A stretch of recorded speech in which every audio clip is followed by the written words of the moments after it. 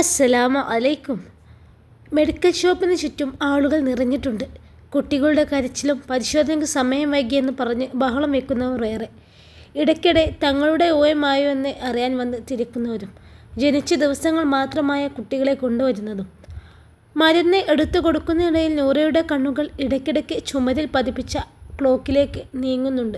സമയം 7 മണി കഴിഞ്ഞു. അല്ലാഹ്, സത്താരിക്ക ഇനിയും വന്നിട്ടില്ല. 7:30ക്കുള്ള ലാസ്റ്റ് ബസ് പോയാൽ ഇനി ബസ്സും ഉണ്ടാവില്ല.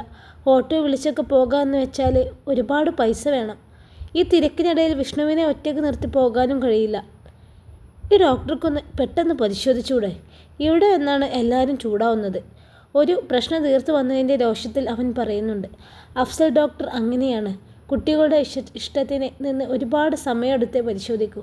അതുകൊണ്ട് തന്നെ ആളുകൾക്ക് അയാളോട് ഭയങ്കര പ്രേമാണ്. അല്ല, നിനക്കൊന്ന് പോണ്ടേ? സമയം കഴിഞ്ഞില്ലേ? തൻ്റെ ചോദ്യത്തിന് മറുപടി ഒന്നുമില്ലാതെ നൂറ നിൽക്കുന്നത് കണ്ടാവണം അവൻ അങ്ങനെ ചോദിച്ചത്. നൂറയും ഇവിടെ നിന്ന് എങ്ങനെ പോകുമെന്ന ചിന്തയിലാണ്. അല്ല, സത്താരയ്ക്ക് കാണാനില്ലല്ലോ. അവൾ ദയനീയമായി വിഷ്ണുവിനെ ഒന്ന് നോക്കി. നീ ചെല്ല്, ഞാൻ നോക്കിക്കോളാം. അല്ലെങ്കിലേ നിന്നെ നേരത്തെ പറഞ്ഞു വിട്ടില്ലെങ്കിൽ അഫ്സൽ ഡോക്ടറെ കയ്യിൽ നിന്ന് എനിക്ക് കണക്കിന് കിട്ടും. ഇനി ഇന്ന് ആ ബസ്സും കിട്ടൂല. വേഗം പോയിക്കോ. അവൻ പറഞ്ഞത് കേട്ടതും അവൾക്ക് ആശ്വാസമായി. എടുത്തുകൊണ്ടിരുന്ന ചീട്ടിലെ മരുന്നുകൾ കൂടി പൂർത്തിയാക്കിയവൾ ഓടിപ്പോയി ബാഗ് എടുത്തിട്ട് തിരിച്ചു വന്നു. തിരക്ക് പിടിച്ച് ജോലിയെടുക്കുന്ന വിഷ്ണുവിനെ വിളിച്ച് പോകുവാന്ന് പറഞ്ഞ് ബസ് സ്റ്റാൻഡിലേക്ക് അവൾ ഓടുകയായിരുന്നു. ഓ ഭാഗ്യം, ആ ബസ് പോയിട്ടില്ല. സ്റ്റാർട്ട് ചെയ്തിരിക്കുന്ന ബസ്സിലേക്ക് നോക്കിയവൾ ആശ്വാസം കൊണ്ടു. 1-2 സ്ത്രീകളും 5-6 പുരുഷന്മാരും ഒഴിച്ചാൽ ബസ് ശൂന്യമാണ്. അല്ലെങ്കിലും ഈ സമയത്ത് ആളുകൾ കുറവായിരിക്കും.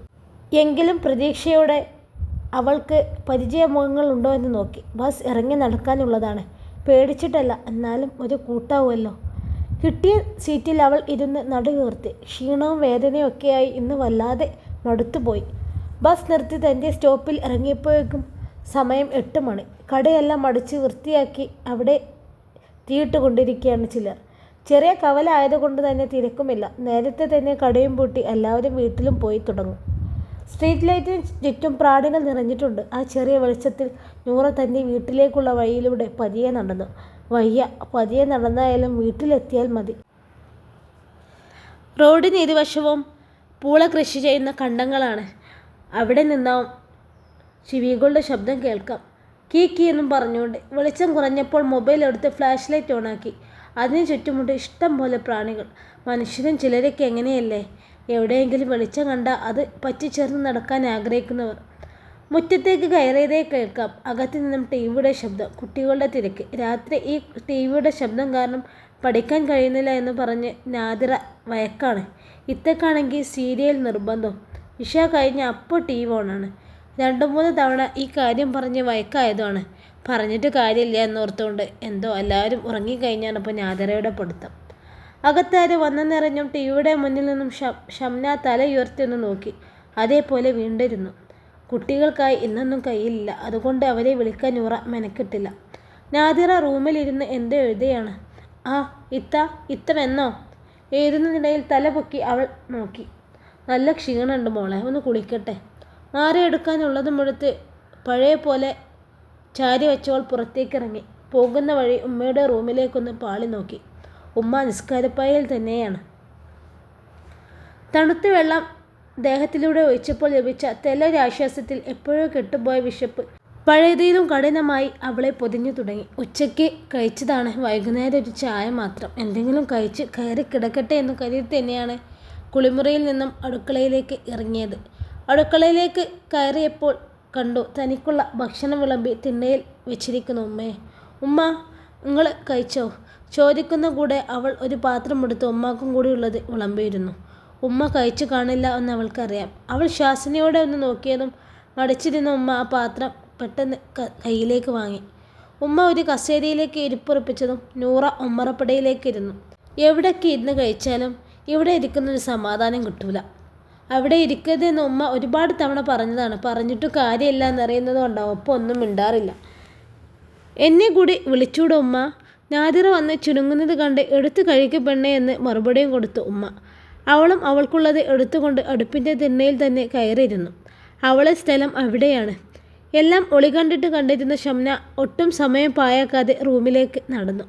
അന്നത്തെ ദിവസത്തെ വിശേഷങ്ങൾ പങ്കുവെച്ച് ഭക്ഷണം കഴിക്കുന്നതിനിടയിലാണ് അടുക്കളവാതിലിൽ വന്ന് നിൽക്കുന്ന റിയാസിനെയും ഷംനയെയും ഉമ്മ കാണുന്നത്. പുറത്തേക്ക് നോക്കിയിരിക്കുന്നത് കൊണ്ട് നൂറയും അടുപ്പിൻ്റെ മറവുണ്ടായത് കൊണ്ട് നാദിറക്കും കാണാൻ ആയില്ല. ചോറ് കഴിക്കാനായോ റിയാസെ? നിൽക്ക്, ഉമ്മ അപ്പോൾ വിളമ്പിത്തരാം. അവൻ ഭക്ഷണം കഴിക്കാൻ വന്നതാണെന്നോർത്ത് ഉമ്മ ധൃതിയിൽ പിടിച്ച് കഴിക്കാൻ തുടങ്ങി. അല്ല, അതിനിവിടെ എന്തെങ്കിലും ബാക്കിയുണ്ടോ? എൻ്റെ കുട്ടികളെ എങ്കിലും ഓർത്തോ നിങ്ങൾ? സ്വന്തം കാര്യം, പെൺമക്കളെ വയറ് ആദ്യം നിറയട്ടെ. ഓ, ഞാൻ ഓർത്തില്ല. എല്ലാം നിങ്ങളും കൂടി അധ്വാനിച്ച് കൊണ്ടുവന്നതാണല്ലോ അല്ലേ? നിങ്ങളെ ബാക്കിയുണ്ടെങ്കിൽ കഴിക്കാം. പുച്ഛത്തോടെ പറയുന്നതിനെ ഉമ്മ കണ്ണു നിറച്ച് നോക്കി. വായിലേക്ക് വെച്ച ഭക്ഷണം ഇറക്കുകയോ വേണ്ടോ എന്നറിയാതെ നൂറ നിൽക്കുമ്പോൾ അതെല്ലാം രാവിലത്തെ ബാക്കിയായിരിക്കുമെന്ന് മനസ്സിലാക്കി നാദിറ കൂസലില്ലാതെ അവളുടെ ഭക്ഷണം കഴിച്ചു തുടങ്ങി. ഷംന എന്തൊക്കെ പറഞ്ഞാലും അത് കാര്യത്തിൽ എടുക്കാൻ പോവാറില്ല നൂറ. പക്ഷേ റിയാസ് പറഞ്ഞാൽ അവൾക്ക് കൊള്ളും. കാരണം അവൾ അങ്ങനെ വളർന്നതാണ്. ഒരു ആങ്ങളാണെന്നുള്ള സ്നേഹവും ബഹുമാനവും ഇഷ്ടവും ഒക്കെ കൊടുത്തും വാങ്ങിയും ജീവിച്ചവരാണ്. ഷംന വന്നതിൽ പിന്നെയാണ് ഇക്കാക്ക് ഞങ്ങളൊരു ബുദ്ധിമുട്ടായി മാറി തുടങ്ങിയത് എന്നറിയാം. അല്ലെങ്കിലും കുറച്ച് മനസ്സമാധാനം ആരാണ് ആഗ്രഹിക്കാത്തത്? എന്തൊക്കെയാണ് മോനെ ഈ പറയുന്നത്? രാവിലെ നടന്നതും ഉമ്മ അറിഞ്ഞിട്ടില്ല. ഞാൻ പറയുന്നതിനേ കുഴപ്പമുള്ളൂ. ഇവിടെ വെറുതെ ഇരുന്ന് നിങ്ങൾ ഔദാര്യത്തിലല്ല കഴിയുന്നത്. ഞാൻ അധ്വാനിച്ച് കൊണ്ടുവന്നത് തിന്നാൻ ഇവൾക്ക് ആരുടെയും സമ്മതം വേണ്ട. ഇവളെയും കുട്ടികളെയും കുറ്റപ്പെടുത്തിയിട്ട് ആരും ഇവിടെ നല്ലവരായി ജീവിക്കണ്ട. എല്ലാം നേരം വെളുക്കുമ്പോൾ ഇറങ്ങിപ്പോയാൽ ഇവളിവിടെ കിടന്ന് കഷ്ടപ്പെടുന്നത് നിങ്ങളാരും കാണുന്നുണ്ടാവില്ല. പക്ഷേ എനിക്കറിയാം. പിന്നെ കുറേ ഒലത്തുന്നുണ്ട്. നാദിറ ചുണ്ടുകൊട്ടി.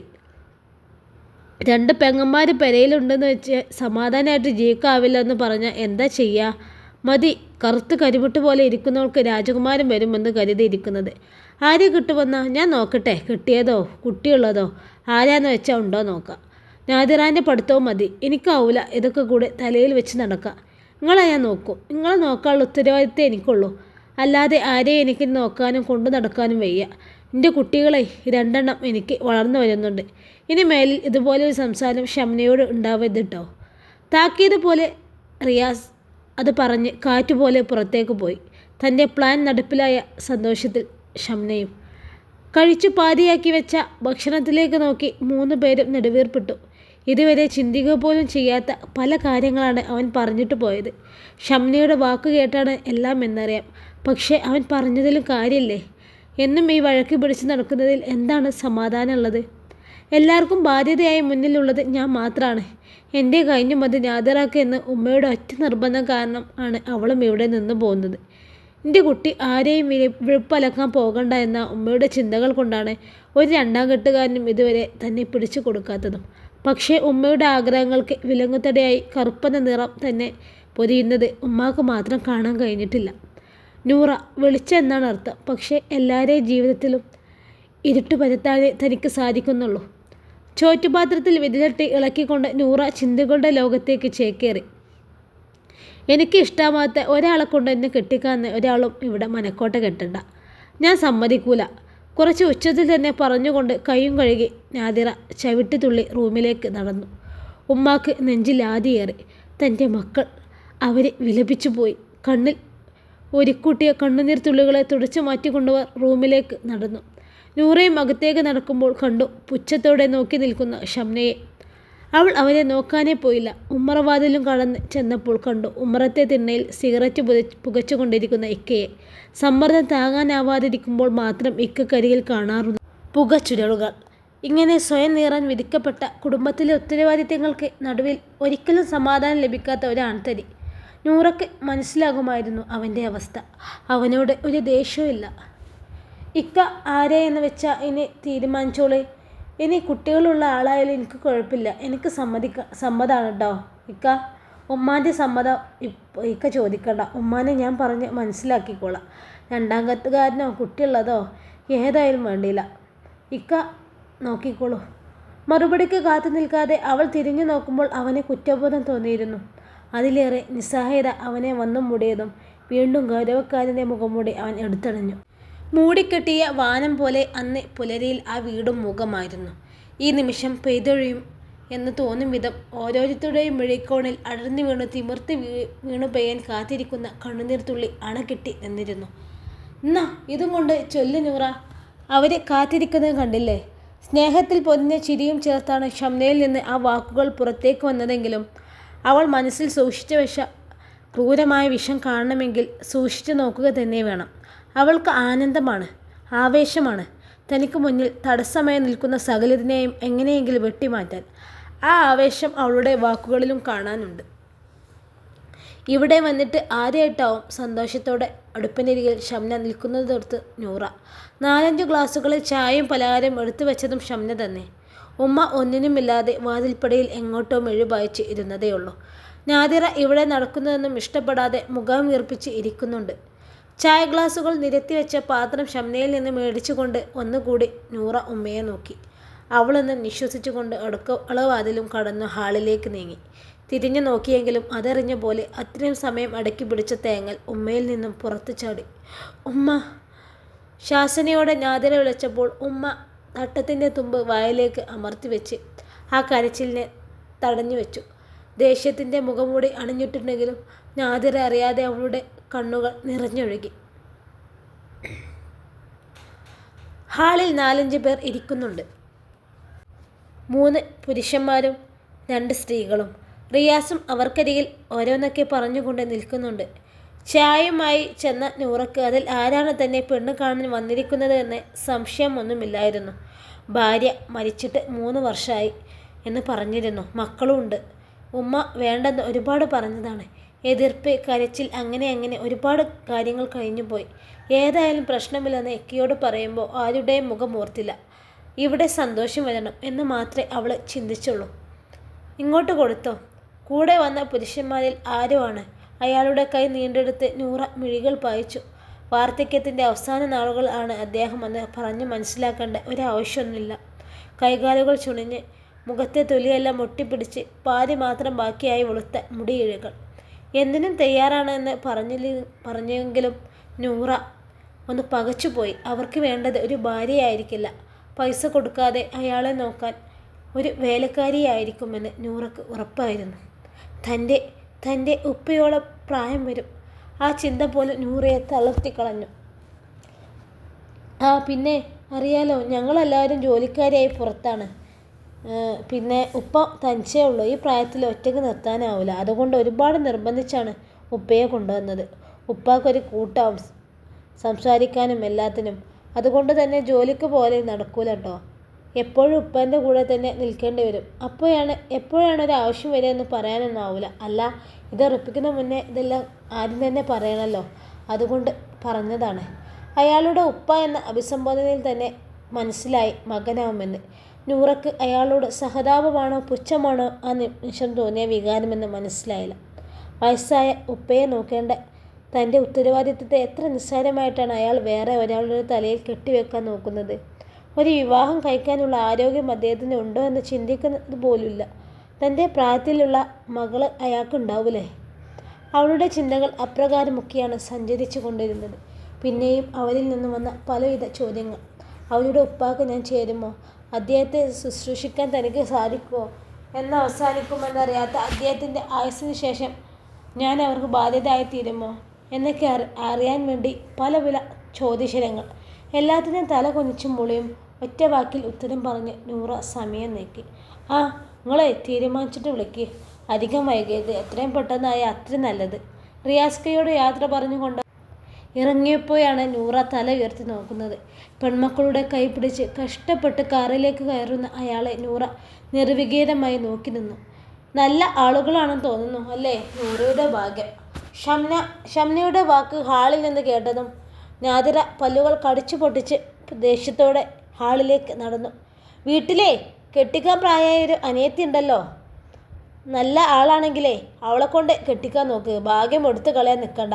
എൻ്റെ എത്താക്കിപ്പോൾ ഈ ഒരു ഭാഗ്യം വേണ്ട. ഒരു മയവും ഉണ്ടായിരുന്നില്ല അവളുടെ സംസാരത്തിൽ. ഇക്കയുടെ ഭാര്യയാണെന്ന ബഹുമാനവും. അവൾ കണ്ണുകൾ കൂർപ്പിച്ച് ഷംനയെ തന്നെ നോക്കി നിന്നു. നാദിറ, എന്താ ഇത്? അകത്തേക്ക് പോകുന്നില്ല. എന്താ ഇത്താക്ക വയസ്സിനെ തന്നെ കെട്ടണോ? പറയാ. അയാളെ മലവും മൂത്രം വാരിക്കളയാൻ ഒരു വേലക്കാരിയായി നിൽക്കണോ? എന്താ നിൻ്റെ വിചാരം? ഒരു പെണ്ണിനെ ഈ ഭൂമിയിൽ ജീവിക്കാൻ ഏതെങ്കിലും ആണിൻ്റെ തുണ വേണമെന്നോ അതോ കറുപ്പാണെന്ന് കരുതി ജീവിതത്തിൽ ഈ തോറ്റുപോയെന്നോ? ഈ 2 കെട്ടിയവരും കുയിലേക്ക് കാലിൽ നീട്ടി ഇരിക്കുന്ന ആളോ മാത്രമേ ഉള്ളൂ എന്നെ കെട്ടാനെന്നോ? അന്തസ്സുള്ളൊരു ജോലിയില്ലേ ഇത്താ? കണ്ട അലവലാദികളൊക്കെ പറയുന്നത് കേട്ട് കുടുംബത്തിൽ പ്രശ്നം ഉണ്ടാക്കാതിരിക്കാൻ സ്വന്തം ജീവിതം ഹോമിക്കുക. ഈ ആരാ? സീരിയൽ നായികയോ? പട്ടികൾ അങ്ങനെ കുരച്ചുകൊണ്ടിരിക്കും, കടിക്കൂല. ഇത് നമുക്ക് അവകാശമുള്ള വീടാണ്. പറ്റാത്തവരെ ഇവിടെ നിന്നും പോയിക്കോട്ടെ. നാദിറ പറഞ്ഞ് അവസാനിക്കുന്നതിന് മുമ്പേ തന്നെ നൂറയുടെ കൈകൾ ശക്തമായി അവളുടെ കവിളിൽ പതിഞ്ഞു കഴിഞ്ഞിരുന്നു. എന്തൊക്കെയാണ്, ആരൊക്കെയാണ് നാദിറ ഈ പറയുന്നതെന്ന് ഓർമ്മ ഉണ്ടോ? എൻ്റെ ജീവിതമല്ലേ, ഞാൻ തീരുമാനിച്ചോളാം. ഇതൊന്ന് അകത്തു കയറിപ്പോ. ഒന്നും മിണ്ടാതെ കയറിപ്പോകുന്നതിനെ കണ്ട് നൂറയുടെ നെഞ്ചു പിടഞ്ഞു.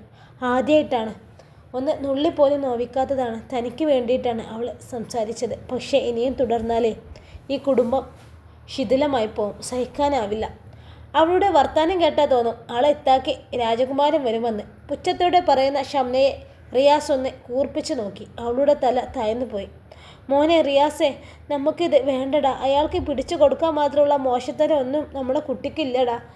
നിൻ്റെ നെഞ്ച് കിടന്ന് വളർന്നോളല്ലേ, നിനക്കറിയില്ലേ? വേണ്ടടാ, ഉമ്മാക്ക് സഹിക്കാനാവില്ല. ഇത്തിരിയെങ്കിലും കരുണ അതിനോട് കാണിക്ക്.